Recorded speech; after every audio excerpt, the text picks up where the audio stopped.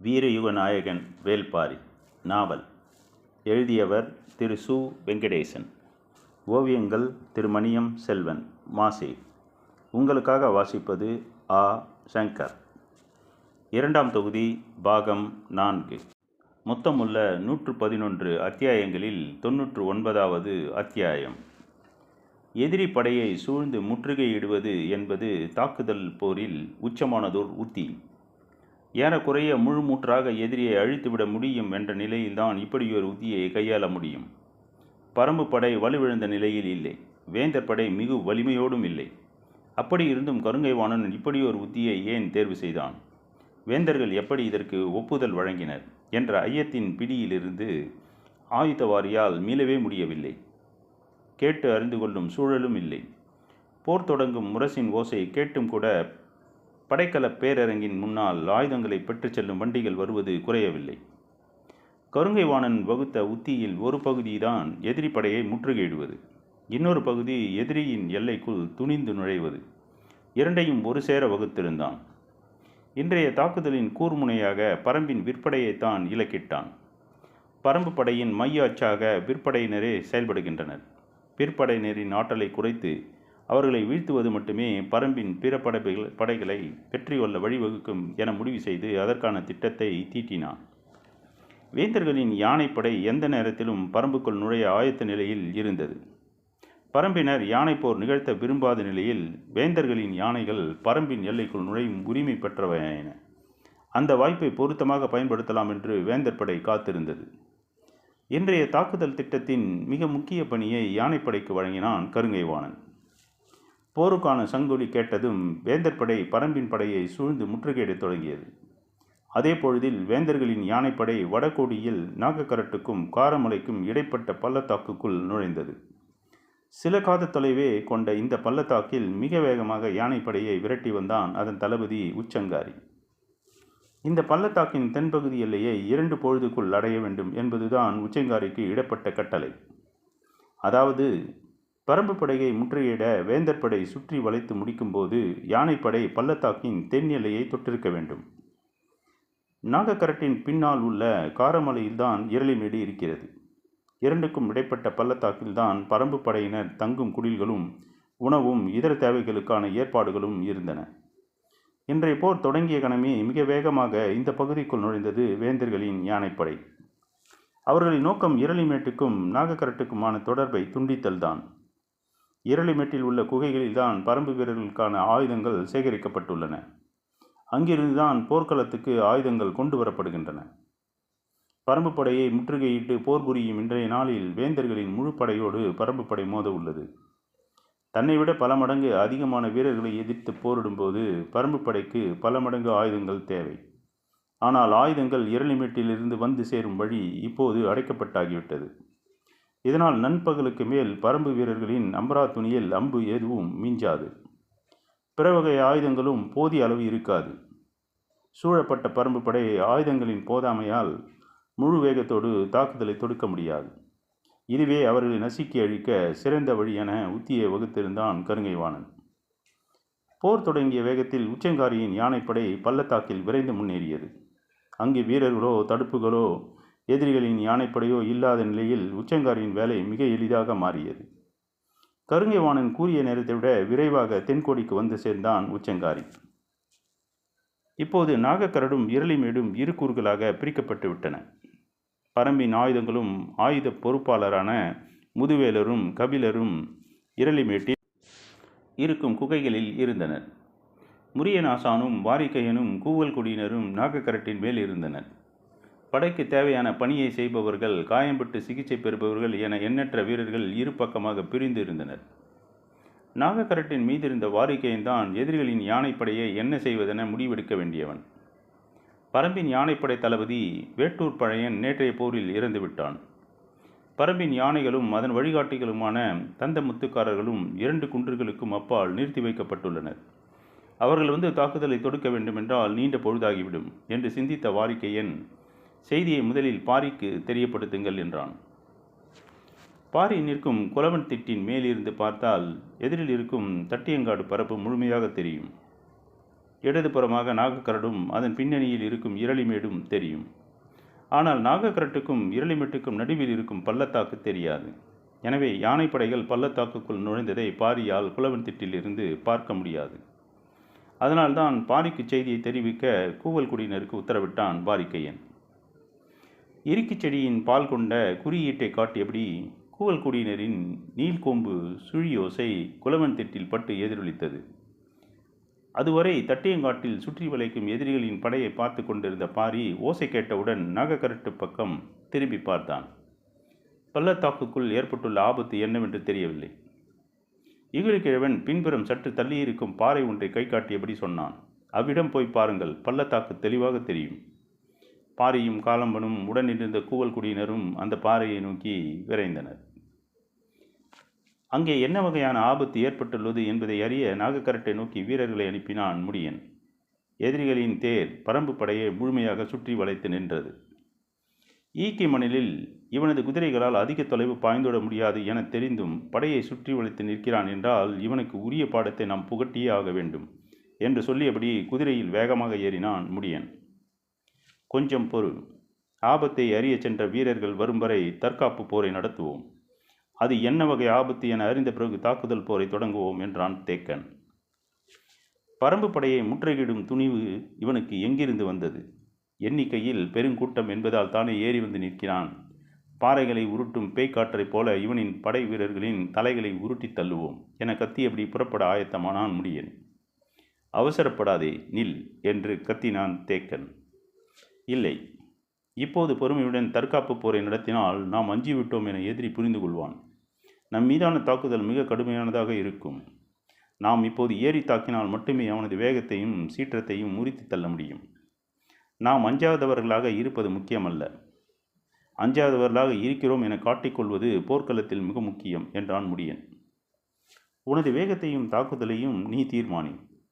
அவன் தீர்மானித்த ஒன்றை நோக்கி நகராதே என்று உரத்த குரலில் சொல்லிவிட்டு தனது கையில் இருக்கும் ஈட்டியை மண்ணில் அழுத்தி குத்தியபடி முடியனின் கண்களை உற்று பார்த்தான் தேக்கன். பரம்பு ஆசானின் பார்வையை அவ்வளவு எளிதில் யாரும் கடந்துவிட முடிவதில்லை. முடியனாக இருந்தாலும் மடக்க வேண்டியதோர் இடம் உண்டு. இழுத்து பிடித்த குதிரையின் கடிவாளத்தை விரல்கள் விடுவித்தன. தேக்கனை மிக்காமல் பார்த்துவிட்டு சொன்னான். சரி, நாகக்கரட்டிலிருந்து செய்தி வந்து சேரும் வரை தற்காப்பு போரையே நடத்துகிறேன். நீங்கள் படையின் நடுப்பகுதிக்கு செல்லுங்கள். முடியன் சொல் கேட்டு பணிந்து நடந்தான் தேக்கன். தேக்கனின் சொல் கேட்டு விரைந்து சென்றான் முடியன். இகிலிக்கிழவன் சொன்ன பாறையின் உச்சியில் ஏறி நின்று பார்த்தான் பாரி. இரளிமேட்டுக்கும் நாகக்கரட்டுக்கும் நடுவில் யானைப்படை நிரம்பி நின்றது. தட்டியங்காட்டில் முழு படையையும் சூழ்ந்து தாக்க திட்டம் தீட்டியுள்ளனர். இன்னொரு புறம் ஆயுதங்களை போர்க்களத்துக்கு கொண்டு செல்ல விடாமல் தடுக்கும் உத்தியை செயல்படுத்துகின்றனர் என்று பாரி எண்ணிக்கொண்டு இருக்கையில் காலம்பன் இறைஞ்சி கேட்கும் குரல் ஒலித்தது. நாங்கள் களமிறங்க இப்போதாவது அனுமதி வழங்கு பாரி. அனுமதிக்கிறேன், ஆனால் தட்டியங்காட்டுக்கல்ல, பள்ளத்தாக்குக்கு. பெருமகிழ்விழந்தான் காலம்பன். தேரையர்குளம் எதிரிகளின் யானைப்படையை முழுமுற்றாக அழித்தொழிக்கும் என்று சொல்லியபடி புறப்படப் போகிறவனை பார்த்து பாரி சொன்னான். நான் யானைப்படையை அழிக்கச் சொல்லவில்லையே. அதிர்ந்து நின்றான் காலம்பன். இப்போது அந்த படையை அழிக்க வேண்டிய தேவை ஏதும் நமக்கு இல்லை. இரளிமேட்டிலிருந்து தட்டியங்காட்டுக்கு ஆயுதங்களை கொண்டு செல்ல வழிவகுத்தால் போதும். எனவே யானைப்படையோடு நாம் போரிட வேண்டாம். வேறென்ன செய்வது என காலம்பன் கேட்க, அனங்கன் எங்கே என்றான் பாரி. காலம்பனுக்கு புரிந்தது. பின்புறம் இருந்த மலைக்குன்றை கை காட்டி பெருங்காட்டருமை மந்தையோடு அந்த குன்றில் நிற்கிறான் அனங்கன். மேலே இருக்கும் காரமலை முகட்டை கை காட்டி இன்னொரு காட்டெருமை மந்தையோடு செதிலன் அந்த முகட்டில் நிற்கிறான். எதிரி வேறு திசையில் மேலே ஏறிவிடக்கூடாது என்பதால் அங்கு நிற்கச் சொன்னேன் என்றான். சரி, அனங்கனுக்கு உத்தரவிடு. காட்டெருமை மந்தையை இரளிமேட்டுக்கு நேராக கீழே இறக்கு. யானைப்படையை இரு கூறாக்கு. இரளிமேட்டில் இருக்கும் ஆயுதங்களை நடிப்பகலுக்குள் தட்டியங்காட்டுக்கு கொண்டு போய் சேர் என்றான். சொல்லி கொண்டிருக்கும் போதே காலம்பன் வெளிப்படுத்திய சீர்கை ஓசை அனங்கன் இருக்கும் குன்றில் எதிரொலித்தது. கன நேரத்திற்குள் மறு ஓசை மேலே இருந்து கீழே வந்தது. மந்தை நகரத் தொடங்கிவிட்டது. நான் உடனடியாக எதிர் திசைக்கு போகிறேன். அப்போதுதான் எந்த இடத்தில் மந்தையை கீழே இறக்குவது என்பதை தெளிவாக சொல்ல முடியும் என்று சொன்ன காலம்பன், திமிரி பாயும் காட்டெருமை மந்தையை கண்டால் யானை தெரித்து ஓடும். எனவே பள்ளத்தாக்கில் இறங்கிய வேகத்தில் படையை பிளந்து பாதையை உருவாக்கிவிடலாம். ஆனால் அதைவிட முக்கியம், காட்டெருமை மந்தையை கொண்டே நூற்றுக்கணக்கான யானைகளை மடக்கி நிறுத்திவிடலாம். பழக்கப்படுத்தப்பட்ட யானைகள் மிகவும் கோழைகள். காட்டெருமையின் கனைப்பொலியை கேட்டு அவை தேங்கி நின்றுவிடும். எந்த பாகனாலும் நகர்த்தி செல்ல முடியாது. எண்ணற்ற யானைகளை நாம் வசப்படுத்தி பயன்படுத்தி கொள்ளலாம் என்றான். நம்மிடம்தான் போதுமான யானைகள் இருக்கின்றனவே, பிறகு நமக்கு எதற்கு யானைகள் என்றான் பாரி. தந்தமுத்துக்காரர்களிடம் 40-50 யானைகள் தான் இருக்கின்றன என்று கேள்விப்பட்டேன். அவை போதுமா? சின்ன சிரிப்போடு பாரி சொன்னான். நீதான் பழக்கப்படுத்த யானைகளை கோழைகள் என்று சொல்லிவிட்டாயே, பிறகு எப்படி அவற்றை நம் படையில் சேர்க்க முடியும்? என்ன சொல்வதென்று தெரியவில்லை. சரி என தலையாட்டியபடி எதிர் திசையில் உள்ள மலை நோக்கி ஓடத் தொடங்கினான் காலம்பன். தற்காப்பு போரை தொடங்கினான் முடியன். வேந்தர்களின் படையோ முழு வேகத்தோடு தாக்குதலை தொடங்கியது. காலையில் பள்ளத்தாக்குக்குள் யானைப்படை முழுவதையும் சென்றதை உறுதிப்படுத்திய பிறகுதான் தட்டியங்காட்டு போர் முனைக்கு வந்தான் கருங்கைவாணன். தனது படையின் தாக்குமுத்தியை 3ஆக பிரித்தான். நெற்றி பகுதியே வலிமையான தாக்குதலை முன்னெடுக்கும் ஆற்றல் வாய்ந்தது. அதற்கு அவனே தலைமையேற்றான். வலக்கை பகுதியில் இருந்த படைப்பிரிவுக்கு துடும்பனையும், இடக்கை பகுதியில் இருந்த படைப்பிரிவுக்கு உருமன் கொடியையும் தலைமையேற்கச் சொன்னான். கருங்கைவாணன் நெற்றி பகுதியின் முன்படையில் வந்து நின்றதும் முடியனும் அந்த திசையையே தேர்வு செய்தான். வலக்கை பக்கம் இரவாதனையும் இடக்கை பக்கம் முதிரனையும் தலைமையேற்கச் செய்தான். தாக்குதல் தொடங்கிய கணமே வேந்தர்களின் படை ஆற்றலின் உச்சத்தை வெளிப்படுத்தி கொண்டிருந்தது. தட்டியங்காட்டு போரில் எதிரியை வீழ்த்த இன்றைய நாளே சிறந்தது என்று உறுதியாக நினைத்தான் கருங்கைவாணன். நிறைந்த அவையில் தன்னை அவமானப்படுத்தியவர்களுக்கு தான் யார் என்பதை மெய்ப்பிக்கும் நாளாக இந்த நாளை கருதினான்.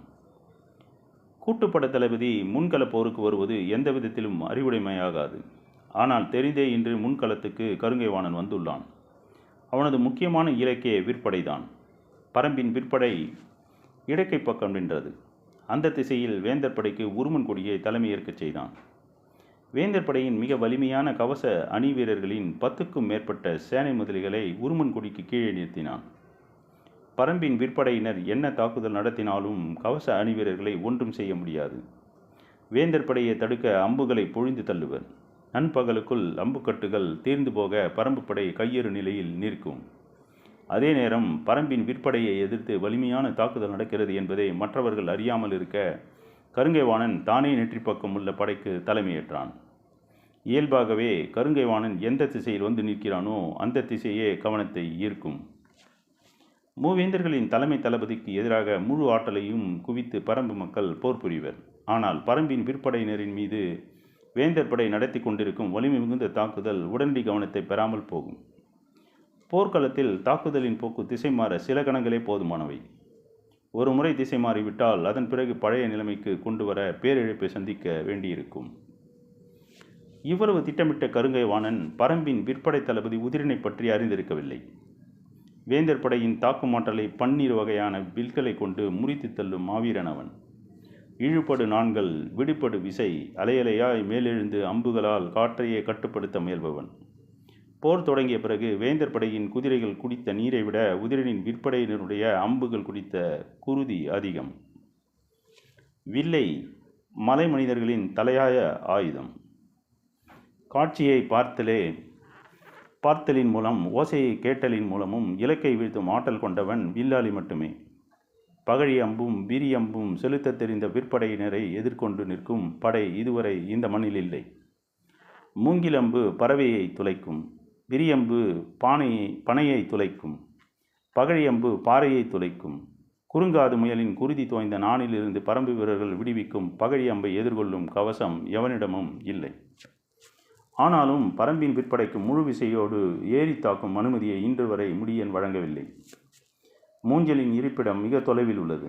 குதிரைப்படையால் தான் அவ்வளவு தொலைவுக்கு சென்று மூஞ்சலை தாக்க முடியும். எனவே இரவாதனுக்கே மூஞ்சலை நோக்கி முன்னேற அனுமதி கொடுக்கப்பட்டது. முன்னகர்ந்து வரும் எதிரி படையை தடுத்து பின்னுக்கு தள்ளும் வேலை மட்டுமே உதிரவனுக்கு வழங்கப்பட்டது. அப்படியிருந்தும் இதுவரையிலான போரில் அவன் நிகழ்த்திய அழிவை பரம்பின் வேறெந்த படைப்பிரிவும் நிகழ்த்தவில்லை. வேந்தர்களின் இன்றைய போர் தனது விற்படைக்கு எதிரான உத்தியை கொண்டது என்பது உதிரனுக்கு தெரியாது. ஆனால் எதிரிகள் பரம்பு படையை முற்றுகையிட்டு தாக்கும் முயற்சி கடுஞ்சினத்தை உருவாக்கியிருந்தது. அவன் கண்ணெதிரே கவசம் பூண்ட பெரும்படையோடு உருமன் கொடி வந்து கொண்டிருந்தான். தற்காப்பு போரை மட்டுமே நடத்த வேண்டும் என்று முடியன் உத்தரவிட்டிருந்ததால் வேறு வழி இல்லாமல் இடை இலக்கு ஆயுதங்களை மட்டுமே பயன்படுத்தினான் உதிரன். உதிரன் மட்டுமல்ல, பரம்பின் மற்ற இரு தளபதிகளும் இடை இலக்கு ஆயுதங்களை மட்டுமே பயன்படுத்தினர். கருவிகள் விடும் ஆயுதம், கைகள் விடும் ஆயுதம், கைகள் விடாத ஆயுதம் என்று போர் ஆயுதங்களை 3 வகையாகத்தான் எல்லோரும் பகுத்துள்ளனர். அம்பு, சிலை, ராயம், கொடிமரம், வல்வில், கவன், சக்கரம் ஆகியவை கருவிகள் விடும் ஆயுதங்கள். வேல், எக்கம், அயில், ஆலம், ஈட்டி உள்ளிட்டவை கைகள் விடும் ஆயுதங்கள். வாள், ஈர்வாள், கொடுவாள், மழு, நவியம், குறுந்தடி உள்ளிட்டவை கைகள் விடாத ஆயுதங்கள். ஒரு படை எந்தவிதமான ஆயுதத்தை பயன்படுத்துகிறது என்பதை பொறுத்தே எதிரிகள் உள்ள படையினர் தனது ஆயுதத்தை தேர்வு செய்கிறது. தட்டியங்காட்டு போரில் வேந்தர் படைக்கு குழப்பம் ஏற்படும் இடமே இதுதான். கருவிகள் விடும் ஆயுதத்தை பொறுத்தவரை அது 3 தன்மைகளால் அறியப்படுகிறது. தொலை இலக்கு ஆயுதங்கள், இடை இலக்கு ஆயுதங்கள், அண்மை இலக்கு ஆயுதங்கள். விற்படையை பொறுத்தவரை எந்த வகையிலான வில்லில் எந்த வகையான அம்பை பொருத்தி எய்தால் அந்த அம்பு எவ்வளவு தொலைவில் உள்ள இலக்கை அடையும் என்பதை வீரக்கலையை பயிற்றுவிக்கும் ஆசான்கள் தங்களின் பயிற்சி கூடத்தில் மாணவர்களுக்கு சொல்லித் தருவர். மூவேந்தர்களின் படையணியில் வந்து நிற்கும் வீரர்கள் எல்லோரும் வீரக்கலை ஆசான்களிடம் பயிற்சி பெற்ற மாணவர்களே. பரம்பின் வில்லும் பூட்டப்பட்ட நானும் அம்பின் தன்மையும் முற்றும் மாறுபட்டவை. அதாவது பரம்பினர் பயன்படுத்தும் இடை இலக்கு ஆயுதங்கள் செல்லும் தொலைவுக்கு வேந்தர் படையின் தொலை இலக்கு ஆயுதங்கள் செல்வதில்லை. எனவேதான் தற்காத்து போர்புரி என்று முடியன் சொன்னதும் உதிரன் இடை இலக்கு அம்புகளை மட்டுமே பயன்படுத்த தனது அணிக்கு உத்தரவிட்டான். ஆனால் அந்த தொலைவே வேந்தர்களின் விற்படையால் அம்பெய்த முடியாத தொலைவாக இருந்தது. அதனால் பரம்பு படையினர் தொலை இலக்கு அம்புகளை பயன்படுத்துகின்றனர் என்று நினைத்த உருமன்கொடி எவ்வளவு தொலைவு முன்னேற முடியுமோ அவ்வளவு தொலைவுக்கு முன்னேறி தாக்கச் சொல்லி உத்தரவிட்டான். இதனால் பரம்பு படை தாக்கி அழிக்கும் பொறிக்குள் வந்து நின்று போரிட்டு கொண்டிருந்தது வேந்தர் படை. தற்காப்பை விடுத்து தொலை இலக்கு அம்புகளை பயன்படுத்த முடிவன் எப்போது உத்தரவிடுவான் என்று ஒவ்வொரு கணமும் எதிர்பார்த்தபடி இருந்தான் உதிரன். அதே தவிப்போடு இருந்தான் இரவாதன். நாகக்கரட்டுக்கு செய்தி கேட்கப் போன வீரன் திரும்பி வந்து முடியனிடம் நிலைமையை சொன்னான். காட்டெருமைகள் பாதை வகுத்த பிறகுதான் ஆயுதங்களை தட்டியங்காட்டுக்கு கொண்டு வந்து சேர்க்க முடியும். அதற்கு நண்பகலை கடந்து 2 பொழுதாகலாம். அதுவரை இருப்பதை கொண்டு எதிரிகளை சமாளிங்கள் என்று வாரிக்கன் சொல்லியதை கூறினான். நிலைமையை தெரிந்த பிறகு முடிவெடுப்போம் என்று தேக்கன் சொன்னது எவ்வளவு சரியானது என்று உணரும் போதே முடியனுக்கு அடுத்த கவலை தொடங்கியது. நண்பகல் கடந்து 2 பொழுது வரை தற்காப்பு போரில் இழப்புகள் இல்லாமல் நீடிப்பது மிகவும் கடினமான ஒன்று. எனவே வேறு வழி என சிந்தித்தான். உதிரனையும் இரவாதனையும் தேக்கன் இருக்கும் நடுப்பகுதிக்கு வரச் சொல்லி செய்தி அனுப்பிவிட்டு தானும் பின்னகர்ந்தான். பரம்பின் முன்கள வீரர்கள் ஆவேசத்தோடு போரிட்டு வேந்தர் படையை சமாளித்து கொண்டிருந்தனர். போர் தொடங்கி 10 நாழிகை கூட ஆகவில்லை. ஆனால் இன்னும் 10 நாழிகைக்கு மேல் நிலைமையை சமாளித்தாக வேண்டிய நிலை. அது முடியுமா என்பது பெரும் கேள்வியாக எழுந்தது. வேந்தர் படையின் ஒட்டுமொத்த வீரர்களும் இன்றைய போரில் தாக்குதலை நடத்தி கொண்டிருக்கின்றனர். காற்றில் இடைவெளி இன்றி அம்புகள் பறந்து கொண்டிருக்கின்றன. பரம்பு படை முடிந்த அளவுக்கு சமாளித்து போரிட்டு கொண்டிருக்கிறது. ஆனால் புதிதாக ஆயுதங்கள் வந்து சேராத நிலையில் இருப்பதை குறைத்து பயன்படுத்தும் சூழல் உருவானால் வேந்தர் படையின் கை ஓங்கும் நிலை உடனடியாக உருவாகும். அது இழப்புகளை அதிகப்படுத்தும் வாய்ப்புண்டு. இன்னும் 10 நாழிகைக்கு இதே வேகத்தோடு போரிட நம்மிடம் ஆயுதங்கள் இல்லை, வேறென்ன செய்வது என்று ஆலோசனை கேட்டான் முடியன். கட்டளைகளை கன நேரத்துக்குள் நிறைவேற்றும் பயிற்சி கொண்ட உதிரனும் இரவாதனும் களத்தில் மேலெழும் கேள்விக்கு முன் திகைத்து நின்றனர். குருதி குடிக்கும் வெறி மட்டுமே அவர்களின் கண்களில் கனண்டு கொண்டிருந்தது. எல்லாவற்றுக்குமான விடையை சிந்தித்து வைத்திருந்தான் தேக்கன். படையின் நடுப்பகுதியில் இன்று போர்க்களத்தின் மொத்த செயல்பாட்டையும் கவனித்து அவன் சொன்னான். நம்மிடம் இருக்கும் ஆயுதங்கள் இன்னும் 5 பொழுதுக்கு மேல் தாங்காது. எனவே வேந்தர் படையை எதிர்த்தாக்குதல் நடத்தி நீண்ட நேரம் சமாளிக்க முடியாது. வேறென்ன செய்வது என விரைந்து கேட்டான் இரவாதன். அவர்கள் தாக்குதல் வேகத்தை குறைத்தால் மட்டுமே நம்மால் நிலைமையை சமாளிக்க முடியும். அவர்கள் மீது வலிமையான எதிர்த்தாக்குதல் செய்ய போதிய ஆயுதங்கள் இல்லை. பிறகு எப்படி அதை செய்வது என கேட்டான் உதிரன். அவர்களின் கவனத்தை திசை திருப்புவதன் மூலம், குழப்பத்தை உருவாக்குவதன் மூலமும் அவர்களின் வேகத்தை மட்டுப்படுத்த முடியும். என்ன செய்ய வேண்டும் என்று கேட்டான் முடியன். காலையில் நீ சொன்னதை இப்போது செய்ய வேண்டும். மூவரும் கூர்ந்து கவனிக்க தேக்கன் சொன்னான். இரவாதனின் குதிரைப்படைக்கு முன்னேறி தாக்கும் அனுமதியை கொடு. சூழ்ந்திருக்கும் வேந்தர் படையின் எந்த ஒரு இடத்தையும் பிளந்து கொண்டு அவனால் வெளியேற முடியும். நமது குதிரைப்படையின் வேகமும் வீச்சும் எதிரிகளின் கனவிலும் நடுக்கத்தை உருவாக்கக்கூடியவை.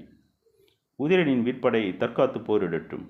நெற்றியில் தாக்குதல் நடத்தி கொண்டிருக்கும் நீ படையை பின்வாங்கச் செய்து நான் இருக்கும் இந்த இடம் வரை வந்துவிடு. உன்னை எதிர்த்து போரிடும் கருங்கை வாணனின் அணி வேகமாக முன்னேறி வரும். அப்போது நீ இந்த இடம் விட்டு அகன்றுவிடு. நானும் ஈக்கையனும் இங்கு தலைமையேற்று நின்று கொண்டுகிறோம். அவன் இங்கு வந்து சேரும் நேரம் இரவாதனின் குதிரைப்படை எதிரிகளின் முற்றுகையை உடைத்து மூஞ்சலில் போய் தாக்குதலை தொடங்கியிருக்கும். இங்கு வந்து சேரும் கருங்கை வாணன் என்னை பார்க்கும்போதே பின்னணியில் மூஞ்சலை தாக்க பெருந்திட்டம் நடந்து கொண்டிருக்கிறது என நினைப்பான். நான் கொடுக்கும் ஓசையின் மூலம் அவன் அதை மேலும் உறுதிப்படுத்திக் கொள்வான். அவனது கவனம் முழுவதும் மூஞ்சலை நோக்கி திரும்பும். அந்நிலையில் நம் படைகள் எல்லா திசைகளிலிருந்தும் கூவல் ஒலிகளை எழுப்பிக் கொண்டே இருக்க வேண்டும். அவனது குழப்பம் பல மடங்கு அதிகரிக்கும். அந்நிலையில் தொடர்ந்து தாக்கி முன்னேற படைகளை அனுமதிக்க மாட்டான். தற்காப்பு போருக்கு மாறுவான் அல்லது சற்றே பின்னேறி நிற்பான். அவனுக்குள் ஏற்படும் குழப்பம் மூஞ்சலில் நடக்கும் தாக்குதலின் தன்மையை முழுமையாக அறிந்த பிறகுதான் நீங்கும். அந்த கால அளவு போதும். நாம் நிலைமையை சமாளிக்கவும் ஆயுதங்கள் வந்து சேரவும் என்றான் தேக்கன். தேக்கன் சொல்வதை பணிந்து கேட்டான் முடியன். தேக்கன் சொல்லியதும் பாய்ந்து விரைந்தனர் இரவாதனும் உதிரனும். கற்களும் பாறைகளும் உருண்டன. சிறு மரங்களும் கொப்புகளும் உடைந்தன. கனைப்பின் பேரொலியால் காடே நடுங்குவது போல் இருந்தது. இரளிமேட்டில் இருந்தவர்கள் இடது பக்கமாக திரும்பி பார்த்தனர். மூக்கு விழைத்து கனைத்தபடி பள்ளத்தாக்குக்குள் பாய்ந்து இறங்கின காட்டெருமைகள். இருப்பினும் கடுமை கொண்ட அவற்றின் நெற்றி யானைகளின் ஆழ் நினைவுகளுக்குள் பதிந்தவை. தலையில் திருக்கி நீண்டு கொண்டிருக்கும் பெருங்கொம்புகளை ஆட்டியபடி மந்தையை வழிநடத்தும் காட்டெருமை சீறிப்பாய்ந்தது. அனங்கன் அதன் அருகே ஒலிக்குறிப்புகளை கொடுத்தபடி ஓடிக்கொண்டிருந்தான். உள்காட்டிலிருந்து ஒற்றை காட்டெருமை வருவதுதான் முதலில் தெரிந்தது. பின்னால் அனங்கன் ஓடிக்கொண்டிருப்பதை கபிலர் மட்டும் கவனித்தார். சிறிது நேரத்தில் பெரும் மந்தை ஒன்று கீழ் நோக்கி இறங்கியது. காட்டையே சரித்து இறங்கும் அதன் வேகத்தை பார்த்தபடி இருந்த முதுவேலர் சட்டென திரும்பி பள்ளத்தாக்கை பார்த்தார். அடர்த்தியாக அணிவகுத்து நின்று கொண்டிருந்த யானைகள் முன்னும் பின்னுமாக மிரண்டு ஓடத் தொடங்கின. யானைப்பாகர்களும் மேலே இருக்கும் போர் வீரர்களும் ஏதேதோ செய்தனர். ஆனால் கன நேரத்திற்குள் யானைகளை காட்டின் நினைவுகள் ஆக்கிரமிக்கத் தொடங்கின. இறுகிய பாறை போன்ற உடலும் இரும்பென முன்னெற்றியும் இணையில்லாத கொம்புகளும் கொண்ட காட்டெருமைகள் தாவி குதித்து வரும்போது தளர்ந்த சதையும் தொங்கும் தோலும் கொண்ட யானைகள் தம் தந்தங்களை மட்டும் நம்பி நீண்டுவிட முடியாது. கனைப்பொலியை காதில் கேட்ட கணத்திலேயே பிளிரல் தொடங்கியது. பிளிரல் ஓசையால் காடே கலங்கியது. நாலாபுறமும் பாகன்களும் வீரர்களும் தூக்கி வீசப்பட அனங்கன் பள்ளத்தாக்கின் பாதி தொலைவில் போய்க் கொண்டிருந்தான். இரளிமேட்டிலிருந்து முதுவேலரும் கபிலரும் பார்த்து கொண்டிருந்தனர். எறும்பு கூட்டத்துக்கு இடையே இழுத்து கோடு போடுவது போல் எதிர்கொண்டு நிற்க எதுவும் இல்லாமல் பிளந்து உள்நுழைந்து கொண்டிருந்தன காட்டெருமைகள். குகைக்குள் இருக்கும் ஆயுதங்களை திரையர்கள் தூக்கிச் செல்லத் தொடங்கினர். பெருவண்டிகளில் ஏற்றும் ஆயுதங்களை ஒவ்வொரு வீரனும் தனித்தனியே சுமந்து சென்றான். காட்டெருமை மந்தை பாதி தொலைவு உள்ளே போனபோது காலம்பனும் அவன் தோழர்களும் மந்தைக்கு பின்னே வேகமாக ஓடினர். இவர்கள் அங்கு எதற்கு ஓடுகின்றனர் என்று கபிலரும் முதுவேலரும் உற்று பார்த்தனர். முன்னோடிய காலம்பன் காட்டெருமை ஒன்றின் பின்கால் நரம்பை நோக்கி ஓங்கி அடித்தான். அந்த காட்டெருமை பெருங்கனைப்பொலியோடு அவ்விடமே நின்று முன்னும் பின்னுமாக சுற்றியது. அதே போல அங்கொன்றும் இங்கொன்றுமாக காட்டெருமைகளின் கால் நரம்பை அடித்து 10க்கும் மேற்பட்டவற்றை வழியெங்கும் நிறுத்தினர். இரு பக்கமும் தெரித்து ஓடிய யானைகளும் எதுவும் இனி இந்த பக்கம் தலை திருப்பாது. திரையர்கள் ஆயுதங்களின் பெருஞ்சுமையை தூக்கி கொண்டு நின்று விளையாடும் காட்டெருமைகளுக்கு நடுவில் ஓடிக்கொண்டிருந்தனர். தேக்கனின் திட்டம் மிகச்சிறப்பாக செயல்பட்டு கொண்டிருந்தது. இரவாதன் எதிரிகளை பிளந்து மூஞ்சலை அடைந்தான். கருங்கைவாணன் முன்னேறி வந்து தேக்கனை அடைந்தான். களமெங்கும் கூவல் குடியினரின் குறிப்போசை மேலெழுந்தது. பெருங்குழப்பத்தோடு கருங்கைவாணன் நிற்க அவன் கண்களுக்கு தெரியாத திசையில் நின்று கொண்டிருந்த முடியன் தற்செயலாக நாகக்கரட்டு பக்கம் திரும்பினான். கரட்டின் உச்சி விளிம்பில் காட்டெருமை ஒன்று குதித்து ஓடியது. பார்த்த கணத்தில் முன்னேறி தாக்கும் பேரோசையை வெளிப்படுத்தினான் முடியன். அதற்காகவே காத்திருந்த உதிரனின் உத்தரவு இமைப்பொழுது இடைவெளியின்றி வெளிவந்தது. பாறைகளை துலக்கும் பகழி அம்புகள் காற்றெங்கும் சீரத் தொடங்கின. தொடரும்.